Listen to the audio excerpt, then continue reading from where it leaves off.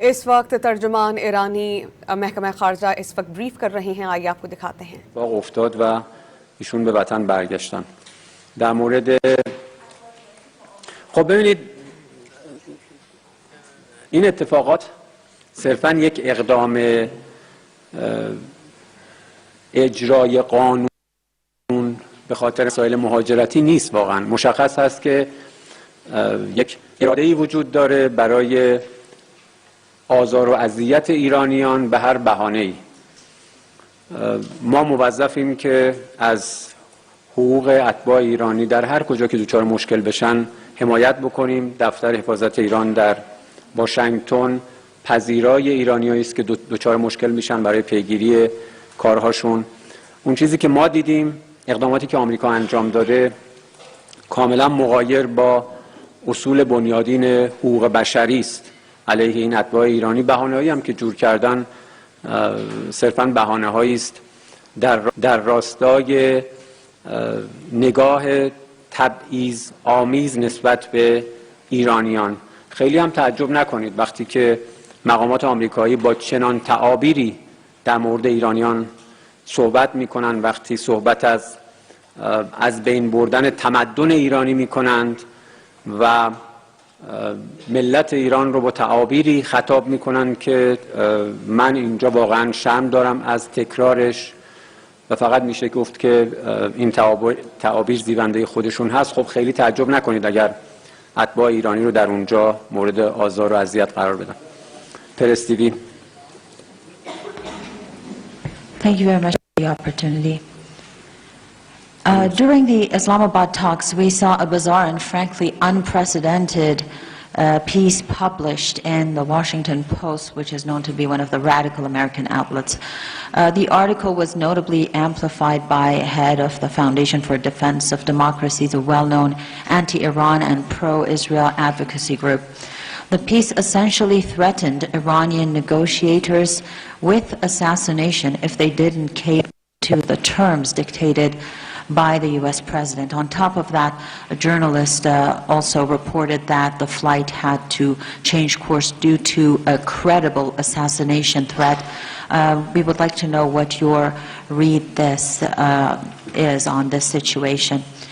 خیلی ممنونم. همزمان با مذاکرات اسلام آباد شاهد انتشار عجیب و بی سابقه یک یادداشت در یکی از رسانه‌های تندرو آمریکایی واشنگتن پست بودیم که توسط رئیس بنیاد ضد ایرانی و صهیونیستی به اصطلاح دفاع از دموکراسی در صفحه خودش بازنشر کرد و مذاکره کنندگان ایرانی رو در صورتی که تن به توافق ندن تهدید به ترور کرد و همچنین یکی از فعالان رسانه‌ای این گزارش رو خبر داده که پرواز به دلیل تهدید به ترور مسیر خودش رو تغییر داده. ارزیابی شما از این مقالات چی هست؟ خب این فقط یک مقاله نیست، این بیان یک خط فکری است، چون قبل از اون هم مقام‌های ارشد آمریکایی چنین موضوعی رو مطرح کرده بودند. ببینید شما حتی در قرون وسطا که جزو تاریک‌ترین ادوار تاریخی است، برای پیک‌های دیپلماتیک، برای فرستادگان کشورها و بخش‌های مختلف اروپا ارزش قائل بودید، مسئولیت قائل بودید. این که در قرن 21 اون هم توسط کشوری که مقر سازمان ملل متحد هست و کشوری که داعیه دموکراسی و حکومت قانون داشت، البته الان دیگه چنین داعیه هم ندارن، دیپلمات‌های یک کشور، مذاکره کنندگان یک کشور تهدید به قتل و ترور بشن، واقعا همه دنیا رو باید از خواب بیدار بکنه. کسانی که این بحث رو مطرح میکنن حتما اگر دادگاه عادلی وجود داشته باشه در یک محکمه عادل، باید به جرم ترغیب به خشونت و تروریسم دولتی مورد محاکمه قرار بگیرن، چون عملاً شما دارید بیان میکنید صراحتاً که مذاکره کنندگان یک کشور رو صرفاً به این دلیل که بر حقوق و منافع حقه ملت خودشون اصرار ورزیدند می توانید ترور بکنید. هم خلاف همه اصول و قواعد حقوق بین الملل هست و هم مغایر با همه موازین انسانی و اخلاقی تمدن انسانی. بفرمایید. وقت بخیر آقای بقایی.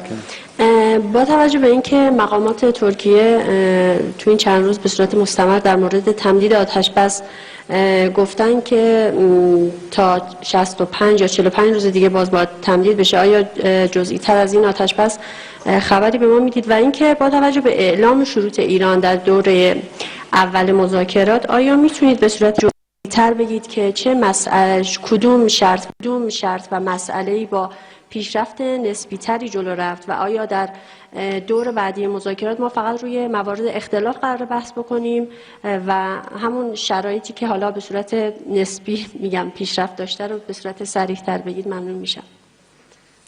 خب ببین، ما با طرفی مواجه هستیم که سابقه طولانی داره در تغییر مواضعش، در بیان مواضع متناقض و مضافاً این که حتی بعد هم اگر در مورد چیزی تفاهم کرد یا توافق کرد نمی شود مطمئن بود که به این تفاهمات پایبند میمونه.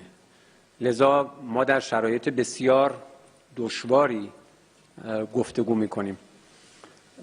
اجازه بفرمایید جزئیات رو، چون هر بخشی از اینها تابع این هست که بخش دیگری به چه شکل به پیش بره. به همدیگه عرض کردم متصل هست. شما نمیتوانید بخش‌های مختلف یک تفاهم رو از همدیگه جدا کنید بگید در مورد یک بخشش تفاهم میکنیم بقیه بخش‌ها رو میذاریم برای مرحله بعدی. همه اینها باید به صورت به عنوان اجزایی از یک کل با همدیگه پیش بره. در مورد حدس و گمان‌هایی که راجع به تمدید آتش بس و این مباحث مطرح شده، نه، هیچ کدومش قابل تایید نیست. فعلا همونطور که عرض کردم گفتگوها از طریق واسطه پاکستانی ادامه داره و باید دید که طرف مقابل تا چه حد واقعا جدیت داره نسبت به ادعاهایی که راجع به دیپلماسی مطرح کرده.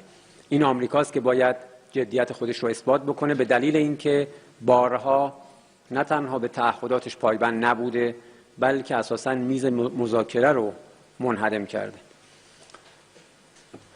بفرمایید. قدس. آقای دکتر وقتتون بخیر. در روزهای اخیر آمریکایی‌ها اعلام کردند که اقدام به محاصره دریایی ایران خواهند کرد. در همین روزها هم اخبار ضد و نقیضی در خصوص در واقع اعمال این محدودیت‌ها در رسانه‌ها شاهد هستیم. بعضی‌ها مدعی هستند که کشتی‌های ایران کماکان توان عبور رو دارن و آمریکایی‌ها اعلام می‌کنن که مانع از در واقع تجارت دریایی ایران شدن. وضعیت رو در این خصوص می‌خوام در واقع توضیح بفرمایید اینکه اساساً این اقدام مغایر با آتش‌بسی که صورت گرفته هست یا نه؟ ببین، ایران محاصره پذیر نیست. یک. دو، این که